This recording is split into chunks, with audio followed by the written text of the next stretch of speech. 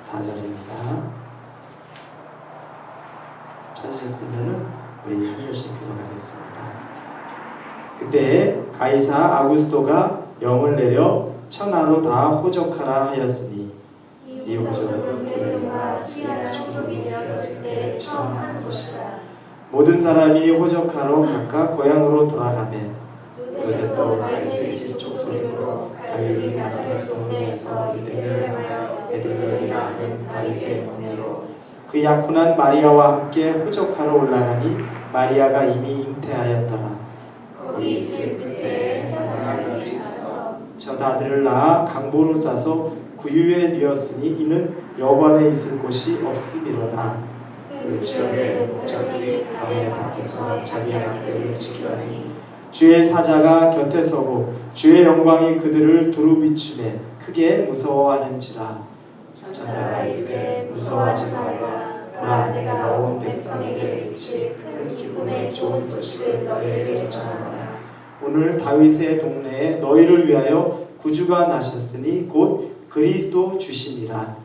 너희가 가서 강보에 쌓여 그들의 여인을 하기를 보니 이것이 너희에게 표적이라 하더니 호련히 수많은 천군이 그 천사와 함께 하나님을 찬송하여 이르되 지극히 높으신 곳에서는 하나님께 영광이요 땅에서는 하나님이 기뻐하신 사람들 중에 평화로다 하니라.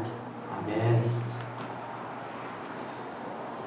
성탄주의를 준비하면서 말씀 준비를 하려고 기도를 시작을 했어요. 하나님 어떤 말씀을 같이 나눠야 될까요? 그리고 그 말씀의 대략적인 윤곽을 가지고서 어떻게 이 말씀을 또 설교하는 것으로 준비를 할 수 있을까요? 그렇게 시작한 기도였습니다. 저녁에 기도를 그렇게 쭉 하고 있는데 그런데 기도 조금 지나자마자 마음속에 굉장한 기쁨이 막 올라오는 거예요. 왜냐하면 특별히 성탄주일 말씀이잖아요. 그래서 예수님에 대해서 생각을 하면서 기도를 하기 시작하는데 이 기쁨이 어디서 오는지 모르겠는데 가슴으로 해서 막 벅찬 그 기도가 되기 시작하는 거예요. 그러면서 말씀을 준비하는 기도 어떻게 이런 기도가 아니라 정말 주님 너무 고맙습니다. 예수님이 안 계시면 내가 어땠을까요? 지금 예수님이 여기에 오시지 않았다면 어땠을까요?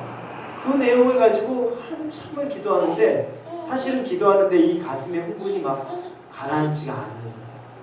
그렇죠. 왜 그런데 그 예수님에 대한 기도를 하는데 우리 마음이, 제 마음이 그랬을까요? 생각을 해보면 사실은 예수님은 우리의 기쁨의 그냥 근원이신 것, 그게 사실이에요. 우리가 예수님을 생각하고 우리 주님을 생각하면 기쁨이 막 올라오는 게 그게 정상이고 그게 우리가 가지고 있는 본질을 딱 만난 거예요. 그런데 어느 순간부터 우리가 그 마음을 아주 당연한 마음인데 그 마음을 놓치고 사는 거예요. 그래서 예수님을 생각하는데도 주님을 생각하는데도 마음의 기쁨이나 이 벅차오르는 것이 언제지? 그런 때가 있었나 싶을 정도로 정말 옛날을 생각해야 되는 그런 기억으로 과거로 돌아가야 되는 일들. 너무너무 당연한 건데 이제는 당연하지 않은 그냥 내 삶이 돼버려. 신앙이 삶의 하나의 형태가 건강한 삶의 형태가 아니라 하나의 모양이 돼버린 것 같은 그런 삶이 된 거죠. 그런데 그날 기도를 쭉 하면서는 이게 너무 당연한데 당연한 걸 내가 누리지 못하고 살았구나. 예수님 하면 기쁜 것이고 예수님 하면 감사한 것이고 그 감사와 기쁨은 생각하면 생각할수록 가슴이 벅차는 건데 너무 잊고 살았구나라는 생각을 합니다. 여러분 한번 여러분 인생을 돌이켜보세요. 과거에 예수님이 여러분을 만나지 않았다면 그 과거에 있었던 시기를 여러분 견뎌낼 수 있었겠습니까? 만약 지금 예수님이 계시지 않다면 오늘을 살아가는 여러분이 정말 제대로 살 수 있을 것 같습니까? 그리고 한 치 앞도 모르는 내일을 살아가는데 내일에 대한 소망이 있겠습니까? 아무것도 없어요. 생각을 해보니까 과거에 내가 살아가는데 힘들었던 시기에 예수님을 만나고 예수님이 나와 동행했던 그 기억을 떠올리니까 그분 때문에 내가 살았어요. 그리고 오늘 하루를 살아가는데도 사실은 예수님을 붙잡지 않고는 오늘 하루도 살아가는 게 벅차요. 그리고 내일을 생각하는 것, 오늘도 벅찬데 내일이나 모레를 생각한다는 것도 그것도 어떻게 보면 먼 얘기예요. 그때 예수님이 계시지 않으면 어떤 확신도 들지 않는 거라는 거죠. 그러니 우리 인생에, 저와 여러분의 인생에 과거와 지금 현재와 미래를 통틀어도 주님이 빠진 것은 아무것도 없는 거예요. 우리 인생에 바쁘게는 살았고 열심히는 살았고 뭔가는 했는데 남는 것 없는 인생이 바로 그 인생이라는 거죠. 왜 예수님이 이 땅에 오셨을까요? 마태복음 11장 3절에서 5절에 보면, 여러분 성경에 있으면 한번 찾아봐 주세요. 마태복음 11장 3절에서 5절입니다. 제가 읽어드리기는 하겠지만 여러분들도 보시면서 같이 말씀을 만나도록 하겠습니다. 예수께 여짜오되 오실 그이가 당신이 오니까 우리가 다른 이를 기다리오니까. 예수께서 대답하여 이르시되 너희가 가서 듣고 보는 것을 요한에게 알리되 맹인이 보며 못 걷는 사람이 걸으며 나병 환자가 깨끗함을 받으며 못 듣는 자가 들으며 죽은 자가 살아나며 가난한 자에게 복음이 전파된다 하라. 이 내용은 세례 요한이 감옥에 갇혀 있는데 예수님에 대한 소식을 계속 듣게 됐어요. 그러면서 그분이 행하시는 일들이 메시아와 같이 보이는 거죠. 그런데 본인이 확인하고 싶은 거예요. 그래서 감옥에 있으면서도 자기의 제자들을 예수님에게 보내서 물어보죠.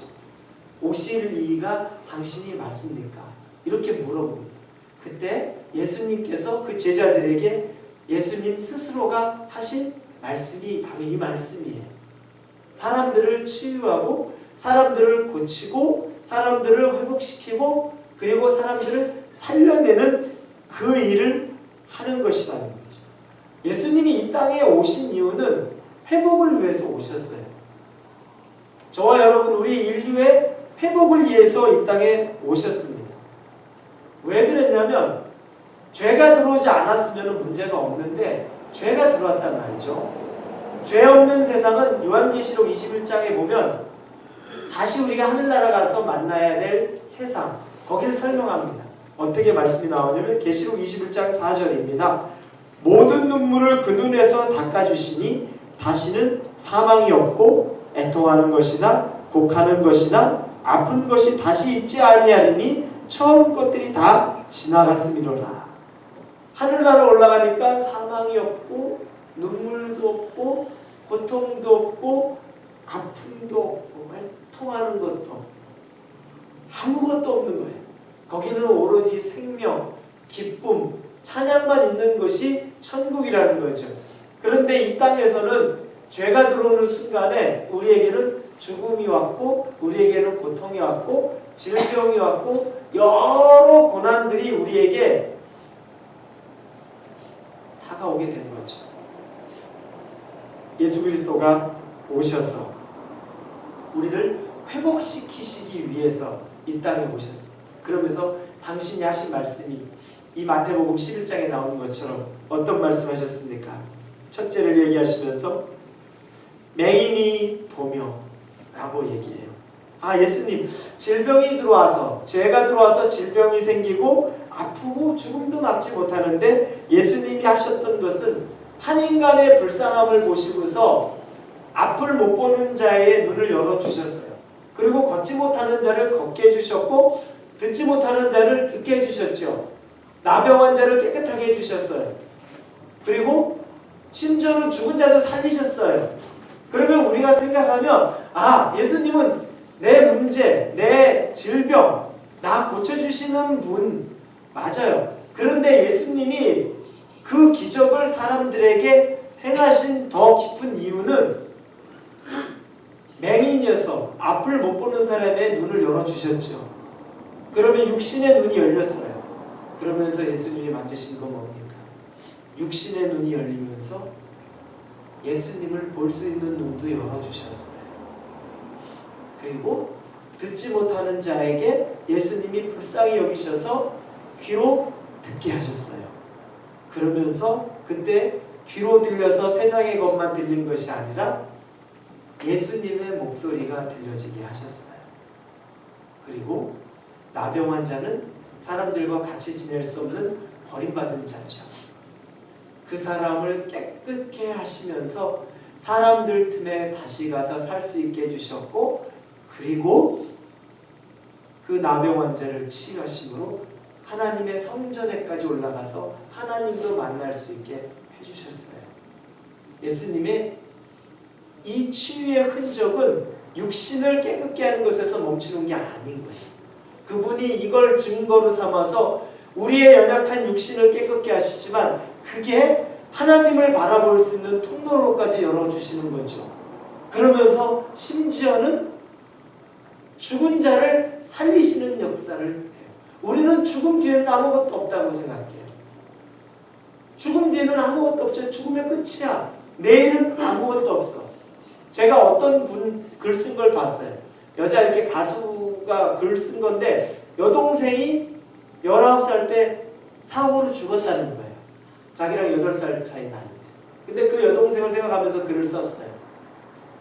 근데 재밌는 거는 그분 내가 글을 읽고 봤더니 종교가 기독교에서 무교로 바뀌어 있더라고요. 그런 경우들은 참 힘들잖아요. 되게 쉽지 않은데. 그런데 생각을 해보니까 하나님에 대한 상처가 있는 거예요. 추측을 제가 해본 거죠. 왜냐면 여동생이 사고로 갑자기 죽었어요. 그러면서 이 언니는 8살 많은 언니는 인생이 완전히 바뀌었어요. 아주 극단적인 비관론자가 됐어요. 그래서 내일 사람들이 자기한테 물어봤다는 거예요. 그냥 너 내일 뭐 할 거야? 그러면 그때 나오는 대답이 내일을 살 수 있다는 보장이 있어? 그냥 이게 나오는 거라는 거죠. 그러면서 저축도 안 했다는 거예요. 그날 버는 건 그날 쓰고 그냥. 왜냐면 내일이 어딨는데. 그러면서 먹고 싶은 게 있으면 먹고 사서 입고 싶은 게 있으면 사고. 왜 그걸 하느냐는 거예요. 내일이 과연 있을까? 그게 굉장히 사람들에게 울림이 됐나 봐요. 그래요. 어떻게 보면은 현실을 열심히 살아가는 얘기예요. 저는 충분히 공감해요. 그런데 한 가지 부족한 게 있죠. 내일. 그래요. 육신으로는 내일이 끝나도 그래도 우리에게는 그 다음의 삶에 대한 생명, 또 다른 생명이라는 게 있어요. 그래서 우리는 비관론으로 멈출 수가 없는 거죠. 그런데 죽은 자를 예수 그리스도께서 살리신 이유가 뭐겠습니까? 이제 없어. 끝났어. 이제 당신과 나와는 끝이야. 사랑하는 사람 보내고 나니까 우리 더 이상 이제 아무것도 없어. 그게 아니라는 걸 예수님은 가르쳐 주신 거예요. 몸소 다 가르쳐 주십니다. 그리고 마지막 절에 보면 가난한 자에게 복음. 가난한 자는 어떤 자일까요? 가난한 사람이면 여러분 가난을 경험해 보신 분 저기 있으신 분들은 이해하실 거고 가난을 잘 모르는 분 또 모를 수도 있겠죠. 가난을 경험해 봤으면 소망이 없죠. 내일이라도 어디서 돈이 들어온다는 게 있으면 오늘 먹는 라면이 괜찮아요.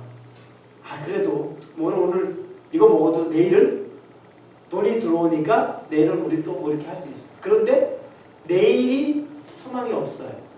그리고 내일 일주일 따지고 보니까 아무 소망이 없을 때에는 아예 절망이 되는 거죠. 정말 극심한 가난 가운데 있을 때 그 마음이 우리에게 들어와요. 소망이 없다는 거예요. 가난한 자를 지칭하면서는 희망도 없고 소망도 없고 어떠한 기대감도 없는 사람에게 예수 그리스도가 전한 건 복음이라는 거죠. 복된 소식. 뭐가 복된 소식일까? 희망이 있다는 거죠. 소망이 있다는 거죠. 살아야 될 이유가 있다는 거죠. 예수님은 이 얘기를 쭉 해요. 그러면서 계시록 말씀을 쭉 제가 아까 보는데 돌아가신 우리 부모님이 생각나요.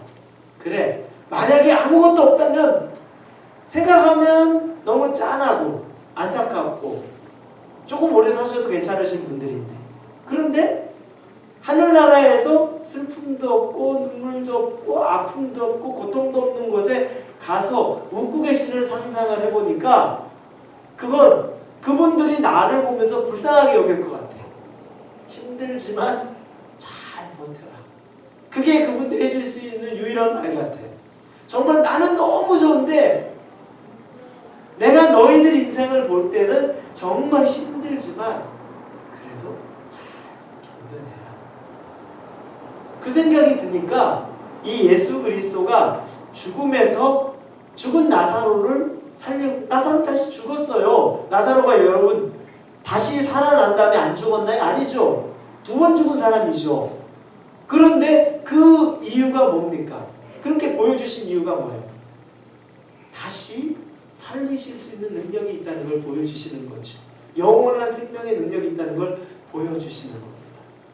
예수 그리스도는 이 회복을 위해서 우리에게 이 땅으로 오셨어요.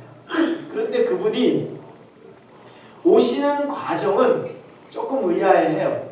왜냐하면 이 누가복음의 배경에 보면은 예수님이 유대 땅 베들레헴으로 온 이유는 호적을 해야 된대요. 그 시대 다 호적하라는 명령이. 근데 호적을 하면 자기 원적지로 가야 되는 거예요. 만약에 자기가 유다지파 소속이다 그러면 유다지파 본 근거지로 가는 거죠.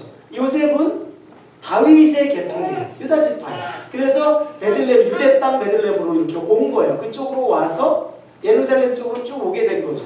그런데 이미 안에는 만삭이 돼 있었어요. 아기 날 때가 된 거죠. 예수님 태어날 때가 된 거예요. 근데 다 호적하러 오니까 우리 뭐 성탄절 그런 연극 성극 많이 봤잖아요. 사람들이 다 호적하러 오니까 성수기 때는 잘 곳이 없잖아요. 그래서 여관도 못 구한 거죠. 그래서 여기 나온 아기가 태어났는데 마을 구유에 눕혀놨다고 나와요.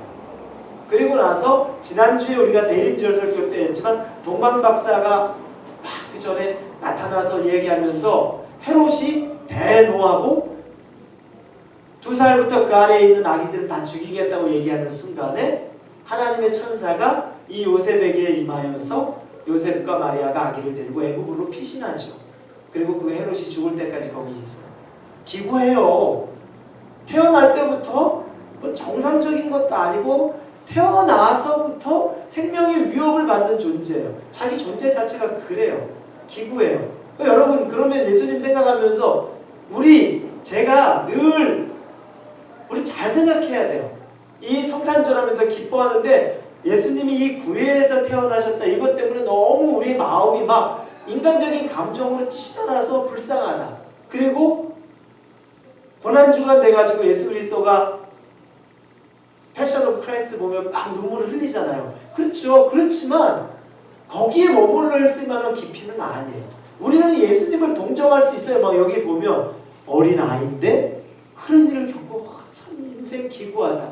그런데 과연 그분이 그런 동정을 받을 만한 그런 상황이었을까? 환경이 그렇다고 해서 그분이 동정의 대상이 되어야 되는 것인가? 그건 그렇지가 않아요. 세상의 눈으로 보면 그렇지만 하나님으로 눈으로 보면 섭리예요. 그건 계획이라는 거죠. 하나님의 계획으로 그렇게 오신 거예요. 왜 그렇습니까? 가장 낮은 곳에 오신 거죠. 사람들을 구원하기 위해 오셨는데 저와 여러분들을 살리기 위해 오셨는데 그분이 가장 힘들고 어렵게 오신 거예요.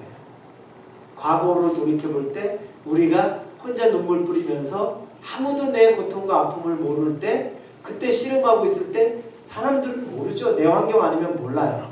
내가 아프지 않으면 모르고 내가 가난하지 않으면 모르고 내가 병들지 않으면 그건 몰라요.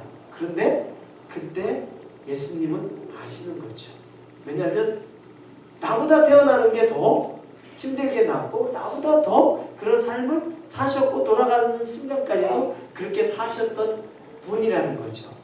그런 그분은 인생 자체를 우리에게 드리기 위한 육신으로 오신 하나님의 섭리와 계획 안에 머무셨던 거예요. 동정의 눈이 아니라 인간적인 눈으로 보면 그렇지만 하나님의 눈으로 보면 단지 섭리일 뿐인 거예요. 그리고 그분은 마태복음 1장 23절에 보면 보라 처녀가 잉태하여 아들을 낳을 것이요 그의 이름은 임마누엘이라 하리라 하셨으니 이를 번역한즉 하나님이 우리와 함께 계시다라고 그분을 지칭해요. 하나님이 함께 계시다. 임마누엘 하시는 예수 그리스도. 하나님과 함께 계시는 분이에요. 우리는 그분을 불쌍하게 여겼는데 구유에서 태어나서 아기가 얼마나 그랬는데 불쌍한 분이에요. 하나님과 함께 하시는 분. 그럼 불쌍한 사람은 누굴까요? 저와 여러분이에요. 제가 아까 서두에 말한 대로 예수님의 이름을 부르고 기도하는데 감격된 지가 참 오래된 것 같은 느낌이 들 수 있는, 하나님이 나와 함께 하시는 걸 느끼지 못하고 살았던 저와 여러분의 인생이라면 그게 불쌍하고 그게 동정의 대상이 되는 거예요. 환경이 어려워도 하나님이 함께 하시는 임마누엘 하시는 그분과 동행하고 있다면 불쌍하지 않아요. 그 관점으로 저와 여러분의 인생을 봐야 돼요. 내가 지금 하나님과 함께하고 있나? 내가 지금 하나님과 동행하고 있나? 지금 내가 하나님을 모시고 살고 있나?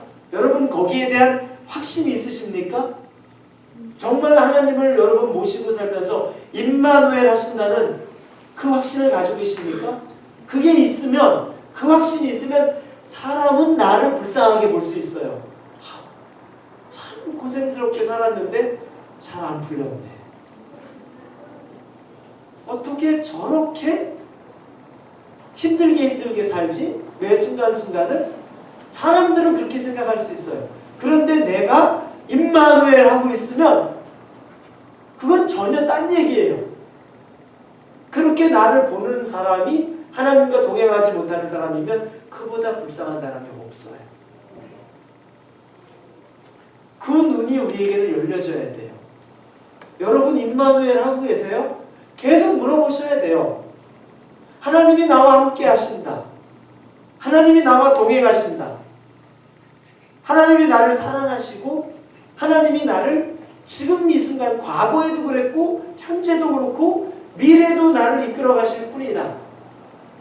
그리고 미래라는 것이 내가 생각하는 무병장수가 아니라 할지라도 어느 시점에 남들보다 일찍 나를 불러가신다 할지라도 그분의 계획하에 나를 불러가시는 거면 내가 그리고 그때까지 하나님과 함께하고 있다. 임마누엘 하고 있다. 그러면 우리는 정말 성공한 삶 사는 거예요.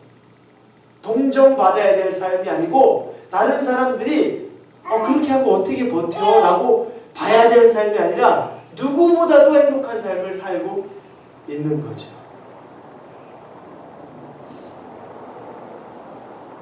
살아계신 하나님을 어떻게 지금 만나고 계십니까? 말씀 가운데 만나세요? 여러분 기도하시는 때 눈물이 있습니까?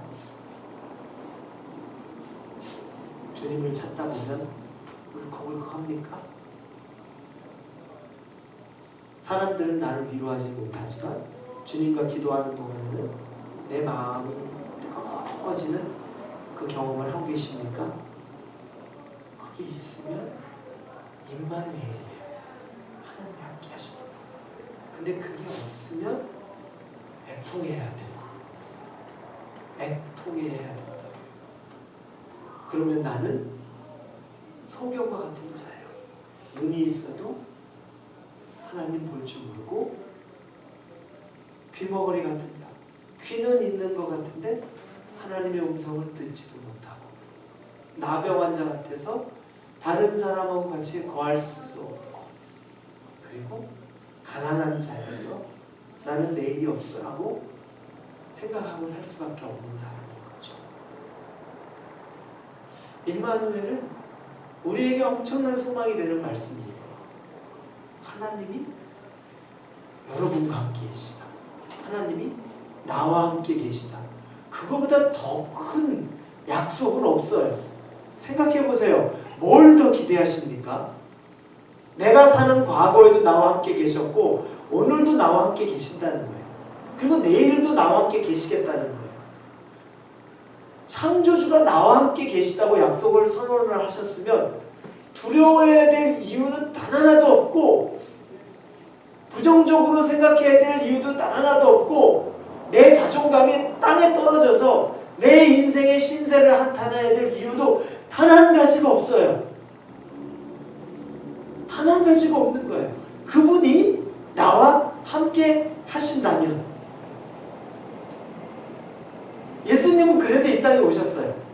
우리를 전인격적으로 회복시키기 위해서 오셨어요. 완전한 회복을 주시기 위해서 오신 거죠. 그래서 여러분들 가운데 증거들을 예수님이 하나씩 둘씩 보여주신 거예요. 어떨 때는 닫혀져 있던 진로의 문이 열리는 증거를 보여주시면서 하나님이 이 진로의 문도 여시는데 당신께로 다가가는 나의 문이 안 열려질 것인가? 하나의 증거예요. 닫혔던 물질의 문도 열려요. 물질의 문이 열려지는 순간에 이거 없으면 우리 못 먹고 사는데 하는 순간에 물질이 쭉 열려지는 그 경험을 통해서 예수 그리스도가 나는 네 인생을 책임진다는 그 증거를 또 하나 만들어 주시는 거예요. 우리에게 주시는 간증들은 한 면으로만 보면 안 돼요. 열렸으니까 너무 감사해요. 너무 감사해요. 거기만 머물 게 아니라 그 넘어서 있는 우리의 영혼을 살리기를 원하시는 하나님의 마음으로 갈 수 있어야 돼요. 그게 바로 하나님이 함께 하시는 사람, 임마누엘하는 사람의 특징이에요. 그래서 늘 거기에 맞춰요. 이렇게 하시면 감사해요. 그러니 감사가 떠나지 않죠. 누가복음 2장 14절에 있는 말씀에 지극히 높은 곳에서는 하나님께 영광이요 땅에서는 하나님이 기뻐하신 사람들 중에 평화로다 하니라. 우리를 완벽하게 회복시키시는 그 증거가 평화라. 그러니까 찬양했죠. 평화로다. 하늘에서 내려오는 그 사랑의 물결. 예수 그리스도는 평화예요. 우리 마음의 평화예요. 여러분, 예수님 외에 만족이 있었습니까? 예수님 외에 여러분의 인생에 가장 내 마음을 시원하게 해주는 것이 있었습니까? 없었죠. 예수님이 즐겨 만났던 사람을 당신이 말씀하실 때 내가 만나는 사람은 세리와 죄인이라고 말해요. 세리는 어떤 사람입니까? 세상에 사로잡혀 충분히 가졌음에도 만족이 없는 사람을 대표하죠. 그 사람에게 예수님이 만나주신 거죠. 죄인 어떻습니까? 가지지 못한 것 때문에, 자기가 지은 죄 때문에 끊임없이 자책하고 낮아진 자존감으로 어디 가서 제대로 살 수 없을 것 같은 그 사람, 실패의 경험이 또 가득했던 사람, 그 사람 가운데 예수님이 찾아가신 거죠. 그리고 그들을 만나주시면서 주신 것이 평화라는 겁니다. 그래서 우리가 처음에 기도를 시작할 때는 문제를 놓고 기도를 시작하지만, 제가 아까 설교의 주제를 가지고서 기도를 시작하지만 기도가 쭉 되면서 우리 주님을 묵상하는 순간에 제 안에 들어오는 것은 기쁨과 말할 수 없는 평안이에요. 세상이 줄 수 없는 것, 그 누구도 못 주는 것, 그게 내 안에 가득 들어오게 되는 거죠. 여러분, 예수님이 바로 그런 분이에요. 저와 여러분에게 있어서 예수님이란 존재는 바로 그런 분입니다. 여러분, 임마누엘을 점검하셔서 살아계신 하나님이 내가 누리고 있는지를 확인하시고, 그리고 내 안에 평화가 있는지를 점검해 보세요. 기쁨이 있습니까? 그런데 설명되지 않는 그 무언가의 기쁨. 남들은 어떻게 그래? 라고 말할 수 있는 환경에 있음에도 불구하고 내 안에 깊이 들어있는 평화. 그래서 이 평화로다 찬양을 하면서 마음 안에 내 안에 계시는 예수님을 만날 수 있는 것. 이 성탄의 의미가 저와 여러분에게 그 의미가 되길 바랍니다. 사랑하는 홀리웨이 교회. 우리는 예수님을 통해 누릴 수 있는 가장 큰 기쁨을 너무 많이 놓치고 있어요. 정말 많이 놓치고 있어요. 그게 여러분들에게는 첫사랑이 될 수도 있겠죠. 과거를 지나면서 내가 해결할 수 없었던 내 삶의 굽이굽이마다 지금 여러분 결혼하신 분들 아내나 남편이나 그렇게 한 이불을 같이 덮고 살아도 알지 못했던 나의 고통이나 그러나 그 순간에도 예수님은 언제나 내 편에 계셨습니다. 내가 절망 속에서 다른 사람은 저렇게 평범하게 사는데 왜 나는 평범도 안 돼요? 왜 나는 평범도 안 돼요? 라고 애통해할 때도 그 자리에 유일하게 계셨던 분은 예수님이십니다. 그 예수님을 마음에 모시면서 하나님이 나와 함께 하시니 평화로다. 예수님이 계시니까 지금 어려운 일이 눈앞에 닥쳤는데도 내 마음에 평강이 있습니다. 감사하셔야 돼요. 너무너무 감사하셔야 돼요. 우리 이 시간에 기도하시면서는 하나님 앞에 예수님을 보내주신 하나님 앞에 감사하며 기뻐하며 내 마음 안에 평강 주신 그 하나님에게 찬양하며 우리 같이 기도합니다. 기도합니다. 하나님 감사합니다. 예수님을 이 땅에 보내주시니 너무 감사합니다. 하나님 내 인생에 구비구비를 살펴보니까 예수님이 없으면 그날을 내가 지나치지 못했을 것 같습니다. 내가 그 밤을 넘어가지 못했을 것 같고 내가 그 하루를 지나가지 못했을 것 같은 상황이었을 때 그때도 예수님이 나와 함께 계셨고 그때 예수님이 나와 동행하셨고 내 눈물을 닦아주셨던 분이십니다. 오늘 하루를 살아가는 것도 그렇고 내일과 이 미래를 살아가는 것도 아무것도 가진 것도 없고 계획도 없고 확신도 없지만 그러나 예수 그리스도가 함께 하신다는 그 믿음으로 말미암아 평화를 얻습니다. 말할 수 없는 평화가 평강이 예수 그리스도의 살아 증거하심으로 우리 가운데 함께 해주시니 감사합니다. 임마누엘 하나님이 우리와 함께 계시다. 임마누엘 하나님이 우리와 함께 계시다. 이 말씀이 우리의 가슴에 박혀서 어떠한 상황이 되더라도 임마누엘입니다. 나는 내 인생은 임마누엘입니다. 내 삶은 임마누엘입니다. 내 모든 하루하루의 삶은 임마누엘입니다. 라는 그 고백이 우리 안에 넘치게 하여 주옵소서. 평화가 끊어지지 않게 하여 주옵소서. 예수 그리스도를 통해서 평강의 왕으로 오신 평화의 왕으로 오신 예수를 통해서 얻어지는 평화가 우리의 삶에 넘쳐나게 하여 주시옵소서.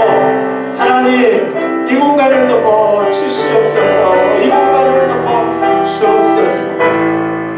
우리 이 시간에 기도할 때 우리 홀리웨이 교회를 놓고 기도합니다. 임마누엘이 있는 교회가 되게 해 주옵소서. 하나님이 늘 함께 하시는 교회가 되게 하여 주옵소서. 그래서 이 지역을 세우고 살리고 선교를 감당함, 그래서 예수의 복음을 기꺼이 전할 수 있는 그 교회를 세워 주옵소서. 우리 홀리웨이브 교회를 하나님 앞에 올려드리며 기도합니다. 하나님 아버지, 우리 교회를 하나님께 올려드립니다. 하나님 우리 홀리웨이브 교회 가운데 하나님이 주시는 임마누엘로 하나님이 함께 하시는 교회로 우리 교회가 하나님 나라 가는 날까지 서기를 원합니다. 하나님 영혼이 메마른 자들, 목마른 자들, 생명을 얻기 원하는 자들이 우리 교회에 와서 생명을 얻게 하여 주옵소서. 성령을 만나기를 원하는 자들이 성령을 만나게 하여 주옵소서. 하나님 이 지역을 살리고 세우는 데 쓰임받는 자들이 되게 해 주옵소서. 우리 이세 아이들을 통하여서 다민족의 선교를 감당케 하여 주옵소서.